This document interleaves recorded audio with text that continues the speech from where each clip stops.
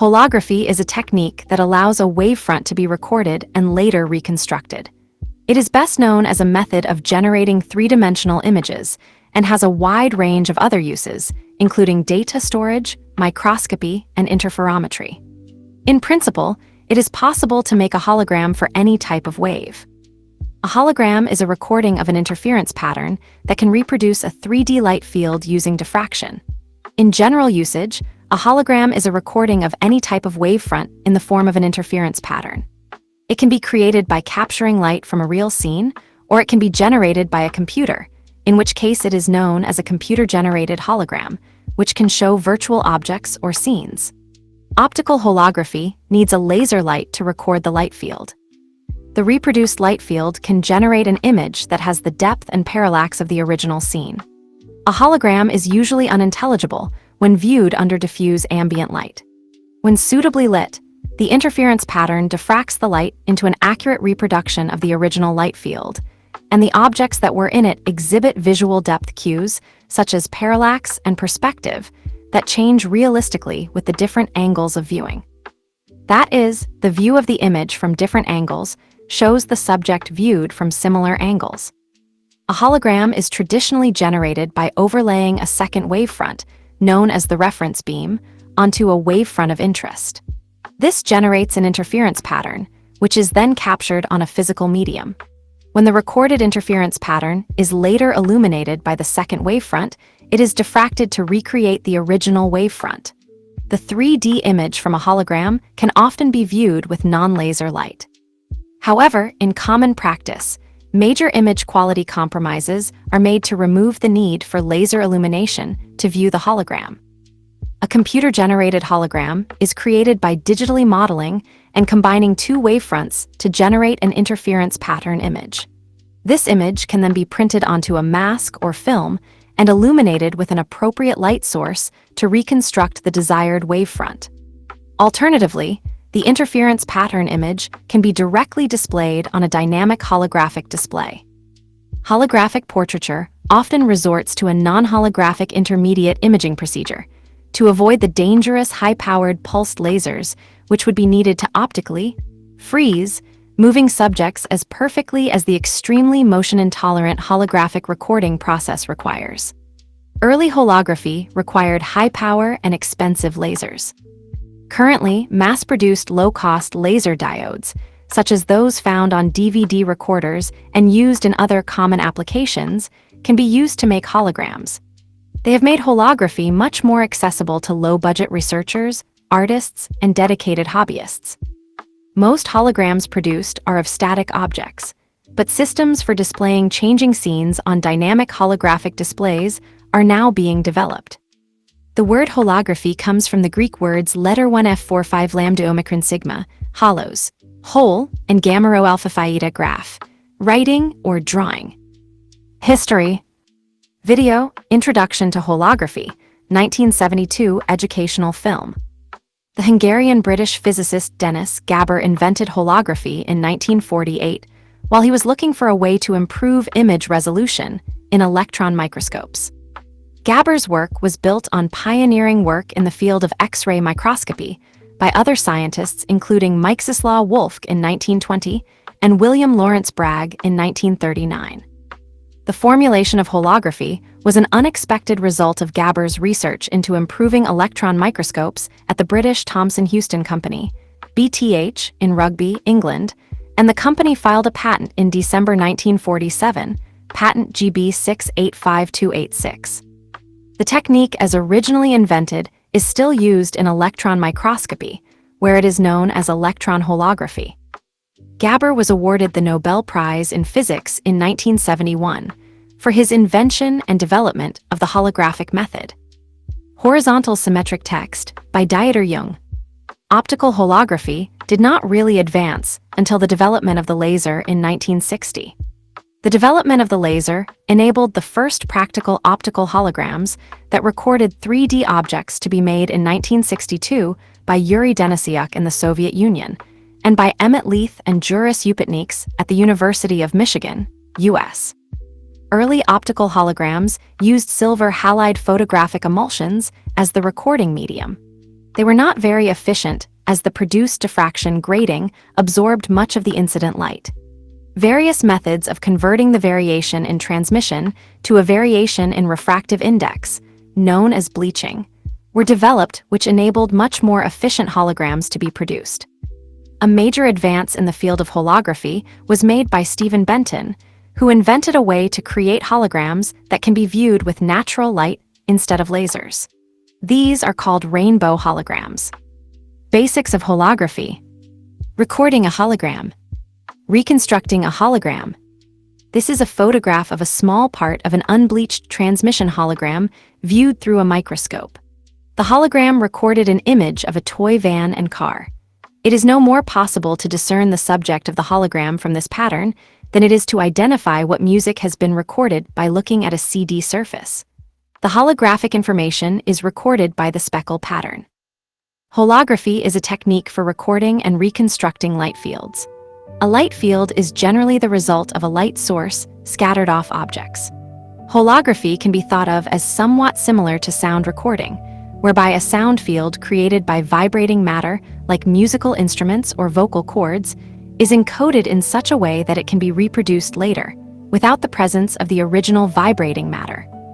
However, it is even more similar to ambisonic sound recording, in which any listening angle of a sound field can be reproduced in the reproduction. Laser. In laser holography, the hologram is recorded using a source of laser light, which is in phase. Various setups may be used, and several types of holograms can be made, but all involve the interaction of light coming from different directions and producing a microscopic interference pattern which a plate, film, or other medium photographically records. In one common arrangement, the laser beam is split into two, one known as the object beam and the other as the reference beam. The object beam is expanded by passing it through a lens and used to illuminate the subject. The recording medium is located where this light, after being reflected or scattered by the subject, will strike it. The edges of the medium will ultimately serve as a window through which the subject is seen, so its location is chosen with that in mind. The reference beam is expanded and made to shine directly on the medium, where it interacts with the light coming from the subject to create the desired interference pattern. Like conventional photography, holography requires an appropriate exposure time to correctly affect the recording medium. Unlike conventional photography, during the exposure of the light source, the optical elements, the recording medium, and the subject must all remain motionless relative to each other, to within about a quarter of the wavelength of the light, or the interference pattern will be blurred and the hologram spoiled. With living subjects and some unstable materials, that is only possible if a very intense and extremely brief pulse of laser light is used, a hazardous procedure which is rarely done outside of scientific and industrial laboratory settings. Exposures lasting several seconds to several minutes, using a much lower-powered continuously operating laser, are typical.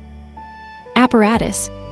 A hologram can be made by shining part of the light beam directly into the recording medium and the other part onto the object, in such a way that some of the scattered light falls onto the recording medium. A more flexible arrangement for recording a hologram requires the laser beam to be aimed through a series of elements that change it in different ways. The first element is a beam splitter that divides the beam into two identical beams, each aimed in different directions. One beam, known as the illumination or object beam, is spread using lenses and directed onto the scene using mirrors. Some of the light scattered, reflected, from the scene then falls onto the recording medium. The second beam, known as the reference beam, is also spread through the use of lenses, but is directed so that it does not come in contact with the scene and instead travels directly onto the recording medium. Several different materials can be used as the recording medium. One of the most common is a film very similar to photographic film, silver halide photographic emulsion, but with much smaller light-reactive grains, preferably with diameters less than 20 nm, making it capable of the much higher resolution that holograms require. A layer of this recording medium, e.g., silver halide, is attached to a transparent substrate, which is commonly glass, but may also be plastic. Process. When the two laser beams reach the recording medium, their light waves intersect and interfere with each other. It is this interference pattern that is imprinted on the recording medium. The pattern itself is seemingly random, as it represents the way in which the scene's light interfered with the original light source, but not the original light source itself. The interference pattern can be considered an encoded version of the scene, requiring a particular key, the original light source, in order to view its contents. This missing key is provided later by shining a laser, identical to the one used to record the hologram, onto the developed film. When this beam illuminates the hologram, it is diffracted by the hologram's surface pattern. This produces a light field identical to the one originally produced by the scene and scattered onto the hologram. Comparison with photography.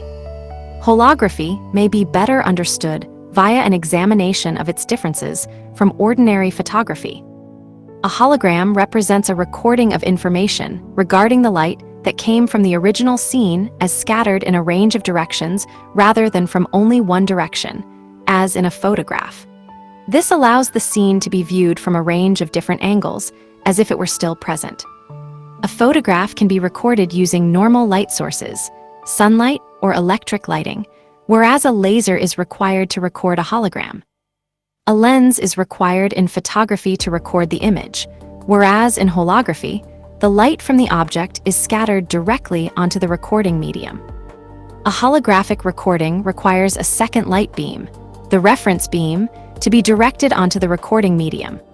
A photograph can be viewed in a wide range of lighting conditions, whereas holograms can only be viewed with very specific forms of illumination. When a photograph is cut in half, each piece shows half of the scene. When a hologram is cut in half, the whole scene can still be seen in each piece. This is because, whereas each point in a photograph only represents light scattered from a single point in the scene, each point on a holographic recording includes information about light scattered from every point in the scene. It can be thought of as viewing a street outside a house through a large window, then through a smaller window. One can see all of the same things through the smaller window by moving the head to change the viewing angle, but the viewer can see more at once through the large window. A photographic stereogram is a two-dimensional representation that can produce a three-dimensional effect, but only from one point of view, whereas the reproduced viewing range of a hologram adds many more depth perception cues that were present in the original scene. These cues are recognized by the human brain and translated into the same perception of a three-dimensional image as when the original scene might have been viewed. A photograph clearly maps out the light field of the original scene. The developed hologram's surface consists of a very fine, seemingly random pattern, which appears to bear no relationship to the scene it recorded. Physics of holography. Main article, Physics of optical holography. For a better understanding of the process, it is necessary to understand interference and diffraction. Interference occurs when one or more wavefronts are superimposed. Diffraction occurs when a wavefront encounters an object. The process of producing a holographic reconstruction is explained below purely in terms of interference and diffraction. It is somewhat simplified, but is accurate enough to give an understanding of how the holographic process works. For those unfamiliar with these concepts, it is worthwhile to read those articles before reading further in this article. Plane wavefronts. A diffraction grating is a structure with a repeating pattern. A simple example is a metal plate with slits cut at regular intervals. A light wave that is incident on a grating is split into several waves. The direction of these diffracted waves is determined by the grating spacing and the wavelength of the light. A simple hologram can be made by superimposing two plane waves from the same light source on a holographic recording medium. The two waves interfere, giving a straight-line fringe pattern whose intensity varies sinusoidally across the medium. The spacing of the fringe pattern is determined by the angle between the two waves and by the wavelength of the light. The recorded light pattern is a diffraction grating. When it is illuminated by only one of the waves used to create it, it can be shown that one of the diffracted waves emerges at the same angle at which the second wave was originally incident, so that the second wave has been reconstructed. Thus, the recorded light pattern is a holographic recording as defined above. Point sources. Sinusoidal zone plate. If the recording medium is illuminated with a point source and a normally incident plane wave, The resulting pattern is a sinusoidal zone plate, which acts as a negative Fresnel lens whose focal length is equal to the separation of the point source and the recording plane. When a plane wavefront illuminates a negative lens, it is expanded into a wave that appears to diverge from the focal point of the lens.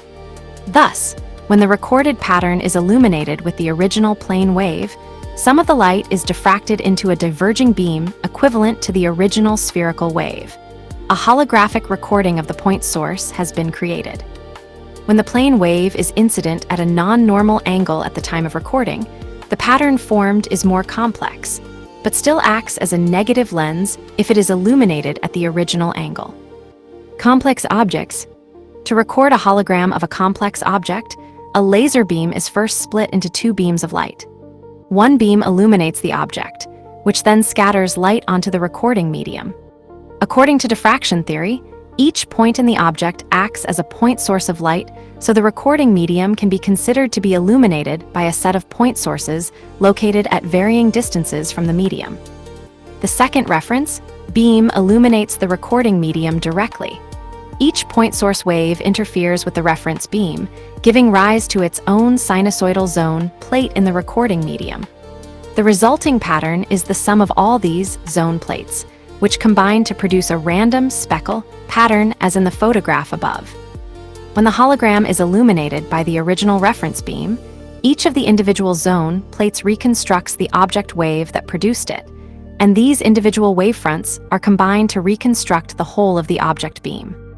The viewer perceives a wavefront that is identical with the wavefront scattered from the object onto the recording medium, so that it appears that the object is still in place even if it has been removed.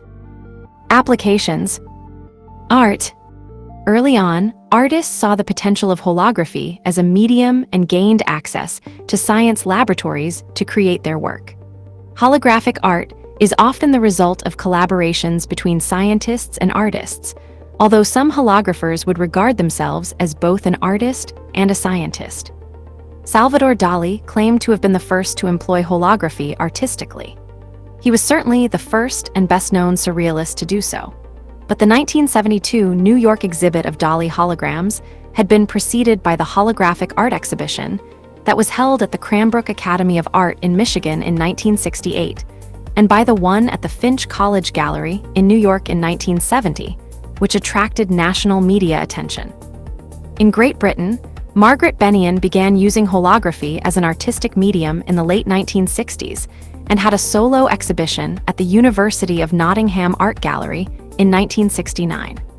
This was followed in 1970 by a solo show at the Lisson Gallery in London, which was billed as the first London Expo of holograms and stereoscopic paintings. During the 1970s, a number of art studios and schools were established, each with their particular approach to holography. Notably, there was the San Francisco School of Holography established by Lloyd Cross, the Museum of Holography in New York founded by Rosemary Posey H. Jackson, the Royal College of Art in London, and the Lake Forest College Symposiums organized by Tung Jiang. None of these studios still exist. However, there is the Center for the Holographic Arts in New York and the HOLO Center in Seoul, which offers artists a place to create and exhibit work.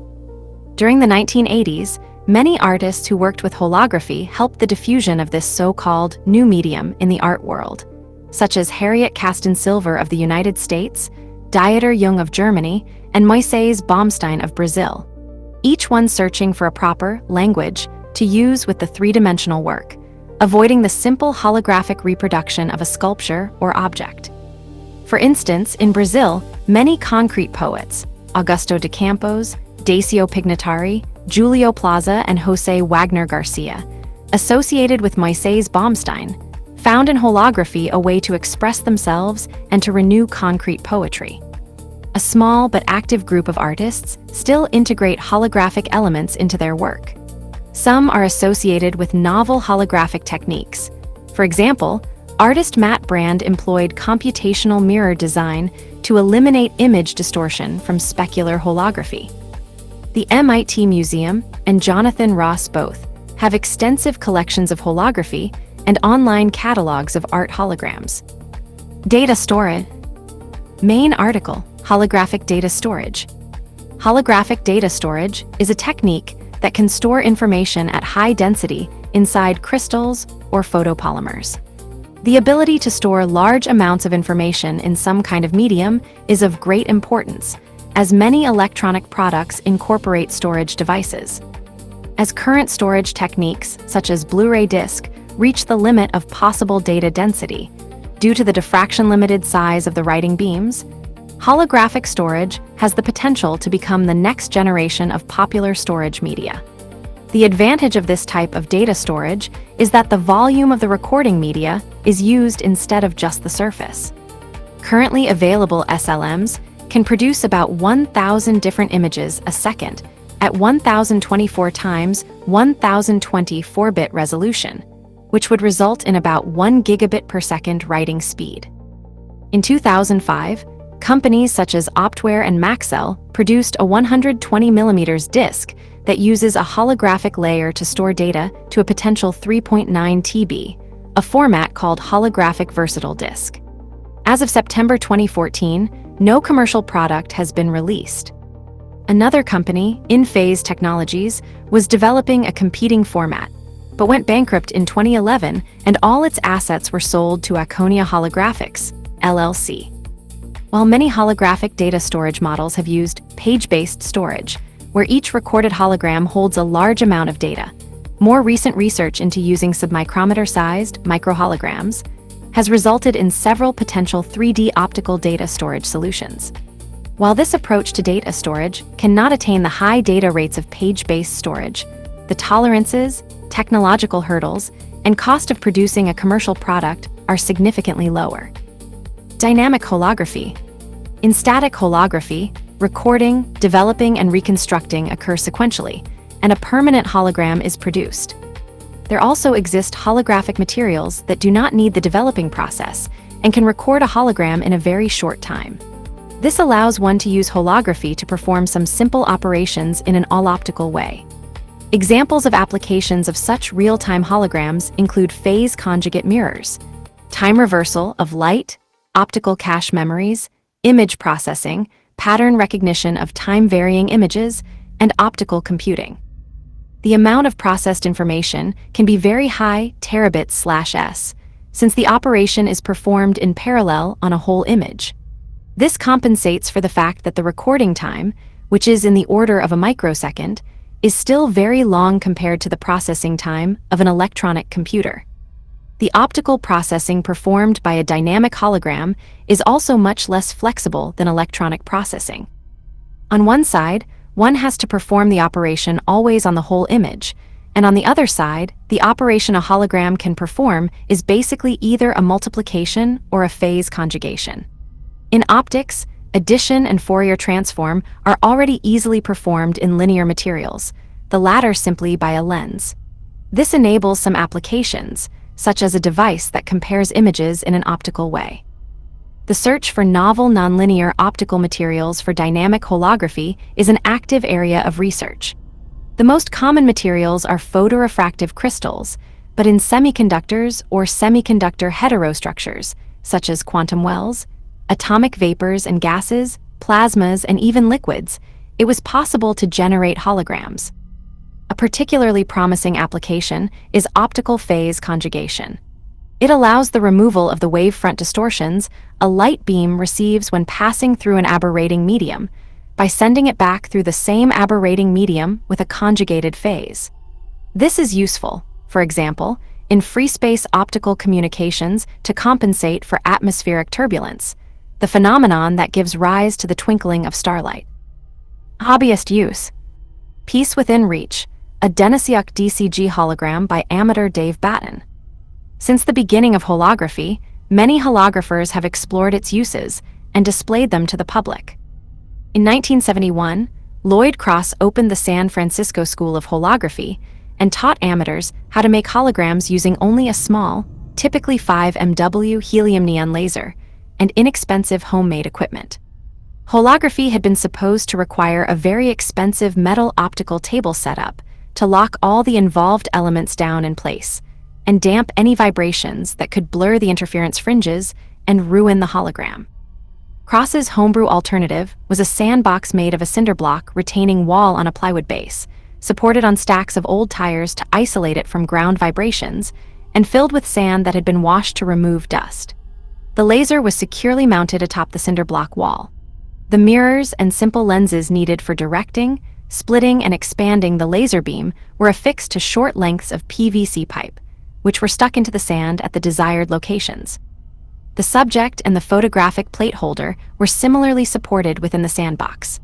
The holographer turned off the room light, blocked the laser beam near its source using a small relay-controlled shutter, loaded a plate into the holder in the dark, left the room, waited a few minutes to let everything settle, then made the exposure by remotely operating the laser shutter.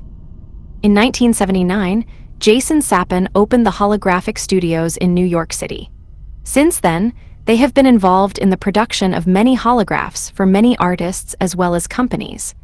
Sapin has been described as the last professional holographer of New York. Many of these holographers would go on to produce art holograms.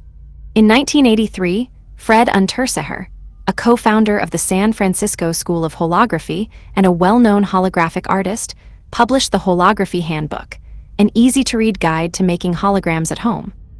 This brought in a new wave of holographers and provided simple methods for using the then-available AGFA silver halide recording materials. In 2000, Frank de Freitas published the Shoebox Holography book and introduced the use of inexpensive laser pointers to countless hobbyists. For many years, it had been assumed that certain characteristics of semiconductor laser diodes made them virtually useless for creating holograms. But when they were eventually put to the test of practical experiment, it was found that not only was this untrue, but that some actually provided a coherence length much greater than that of traditional helium-neon gas lasers. This was a very important development for amateurs, as the price of red laser diodes had dropped from hundreds of dollars in the early 1980s to about $5 after they entered the mass market as a component pulled from CD, or later, DVD players from the mid-1980s onwards. Now, there are thousands of amateur holographers worldwide. By late 2000, holography kits with inexpensive laser pointer diodes entered the mainstream consumer market. These kits enabled students, teachers, and hobbyists to make several kinds of holograms without specialized equipment, and became popular gift items by 2005. The introduction of holography kits with self-developing plates in 2003 made it possible for hobbyists to create holograms without the bother of wet chemical processing. In 2006, a large number of surplus holography-quality green lasers, coherent C315, became available and put dichromated gelatin (DCG) holography within the reach of the amateur holographer. The holography community was surprised at the amazing sensitivity of DCG to green light. It had been assumed that this sensitivity would be uselessly slight or non-existent. Jeff Blith responded with the G307 formulation of DCG to increase the speed and sensitivity to these new lasers. Kodak and Agfa, the former major suppliers of holography-quality silver halide plates and films, are no longer in the market. While other manufacturers have helped fill the void, many amateurs are now making their own materials. The favorite formulations are dichromated gelatin, methylene blue sensitized dichromated gelatin, and diffusion method silver halide preparations. Jeff Blith has published very accurate methods for making these in a small lab or garage. A small group of amateurs are even constructing their own pulsed lasers to make holograms of living subjects and other unsteady or moving objects. Holographic interferometry. Main article: Holographic interferometry. Holographic interferometry, HI, is a technique that enables static and dynamic displacements of objects with optically rough surfaces to be measured to optical interferometric precision, i.e., to fractions of a wavelength of light. It can also be used to detect optical pathlength variations in transparent media, which enables, for example, fluid flow to be visualized and analyzed. It can also be used to generate contours representing the form of the surface, or the isodose regions in radiation dosimetry. It has been widely used to measure stress, strain, and vibration in engineering structures. Interferometric microscopy. Main article: Interferometric microscopy. The hologram keeps the information on the amplitude and phase of the field. Several holograms may keep information about the same distribution of light, emitted to various directions. The numerical analysis of such holograms allows one to emulate large numerical aperture, which, in turn, enables enhancement of the resolution of optical microscopy. The corresponding technique is called interferometric microscopy. Recent achievements of interferometric microscopy allow one to approach the quarter wavelength limit of resolution. Sensors or biosensors. Main article, holographic sensor. The hologram is made with a modified material that interacts with certain molecules, generating a change in the fringe periodicity or refractive index. Therefore, the color of the holographic reflection. Security. Main article, security hologram. Identigram as a security element in a German identity card. Dove hologram used on some credit cards. Holograms are commonly used for security, as they are replicated from a master hologram that requires expensive, specialized, and technologically advanced equipment, and are thus difficult to forge. They are used widely in many currencies, such as the Brazilian 20, 50, and 100 reais notes, British 5, 10, 20, and 50 pound notes, South Korean 5,000, 10,000, and 50,000 won notes, Japanese 5,000 and 10,000 yen notes, Indian 50, 100, 500 rupee notes, and all the currently circulating banknotes of the Canadian dollar, Croatian kuna, Danish krona, and euro. They can also be found in credit and bank cards as well as passports, ID cards, books, food packaging, DVDs, and sports equipment. Such holograms come in a variety of forms, from adhesive strips that are laminated on packaging for fast-moving consumer goods to holographic tags on electronic products. They often contain textual or pictorial elements to protect identities and separate genuine articles from counterfeits. Holographic scanners are in use in post offices, larger shipping firms, and automated conveyor systems to determine the three-dimensional size of a package. They are often used in tandem with checkwares to allow automated pre-packing of given volumes, such as a truck or pallet for bulk shipment of goods. Holograms produced in elastomers can be used as stress-strain reporters due to its elasticity and compressibility. The pressure and force applied are correlated to the reflected wavelength, therefore its color. Holography technique can also be effectively used for radiation dosimetry. High-security registration plates. High-security holograms can be used on license plates for vehicles such as cars and motorcycles. As of April 2019, holographic license plates are required on vehicles in parts of India to aid in identification and security, especially in cases of car theft. Such number plates hold electronic data of vehicles, and they have a unique ID number and a sticker to indicate authenticity. Holography using other types of waves. In principle, it is possible to make a hologram for any wave. Electron holography is the application of holography techniques to electron waves rather than light waves. Electron holography was invented by Dennis Gaber to improve the resolution and avoid the aberrations of the transmission electron microscope. Today, it is commonly used to study electric and magnetic fields in thin films, as magnetic and electric fields can shift the phase of the interfering wave passing through the sample. The principle of electron holography can also be applied to interference lithography. Acoustic holography enables sound maps of an object to be generated. Measurements of the acoustic field are made at many points close to the object. These measurements are digitally processed to produce the images of the object. Atomic holography has evolved out of the development of the basic elements of atom optics. With the Fresnel diffraction, lens and atomic mirrors, atomic holography follows a natural step in the development of the physics and applications of atomic beams. Recent developments, including atomic mirrors and especially ridged mirrors, have provided the tools necessary for the creation of atomic holograms, although such holograms have not yet been commercialized. Neutron beam holography has been used to see the inside of solid objects. Holograms with X-rays are generated by using synchrotrons or X-ray free electron lasers as radiation sources and pixelated detectors, such as CCDs, as recording medium. The reconstruction is then retrieved via computation. Due to the shorter wavelength of X-rays compared to visible light, this approach allows imaging objects with higher spatial resolution. As free electron lasers can provide ultra-short and X-ray pulses in the range of femtoseconds, which are intense and coherent, X-ray holography has been used to capture ultra-fast dynamic processes. False holograms, a Pepper's ghost illusion made from a clear plastic frustum. Virtually every illusion of an image that looks three-dimensional, seems to be floating in space, or features other vague resemblances, has erroneously been labeled a hologram, including effects produced by lenticular printing, iridescent foil printing, bubblegrams, the Pepper's ghost illusion, or modern variants such as the Musion eyeliner, tomography, and volumetric displays. Such illusions have been called foxlography. The Pepper's ghost technique is most prevalent in 3D displays that claim to be, or are referred to as, holographic. While the original illusion, used in theater, involved actual physical objects and persons located offstage, modern variants replace the source object with a digital screen, which displays imagery generated with 3D computer graphics to provide the necessary depth cues.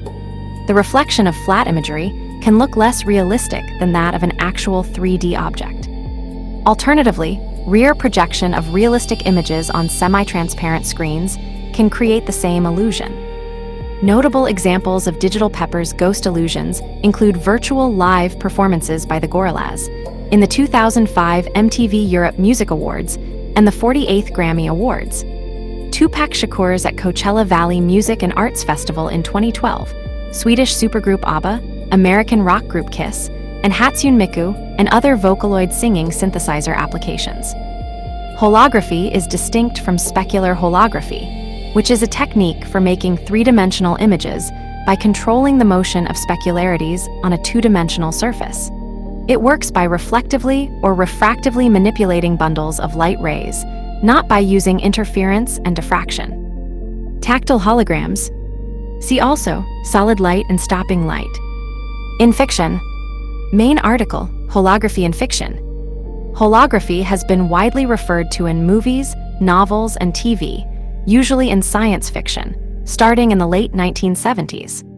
Science fiction writers absorbed the urban legends surrounding holography that had been spread by overly enthusiastic scientists and entrepreneurs trying to market the idea. This had the effect of giving the public overly high expectations of the capability of holography, due to the unrealistic depictions of it in most fiction, where they are fully three-dimensional computer projections that are sometimes tactile through the use of force fields. Examples of this type of depiction include the hologram of Princess Leia in Star Wars, Arnold Rimmer from Red Dwarf, who was later converted to hard light to make him solid, and the holodeck and emergency medical hologram from Star Trek. Holography has served as an inspiration for many video games with science fiction elements. In many titles, fictional holographic technology has been used to reflect real-life misrepresentations of potential military use of holograms, such as the Mirage tanks in Command & Conquer, Red Alert 2 that can disguise themselves as trees. Player characters are able to use holographic decoys in games such as Halo, Reach, and Crysis 2 to confuse and distract the enemy. StarCraft Ghost Agent Nova has access to Holo Decoy as one of her 3 primary abilities in Heroes of the Storm. Fictional depictions of holograms have, however, inspired technological advances in other fields, such as augmented reality, that promise to fulfill the fictional depictions of holograms by other means.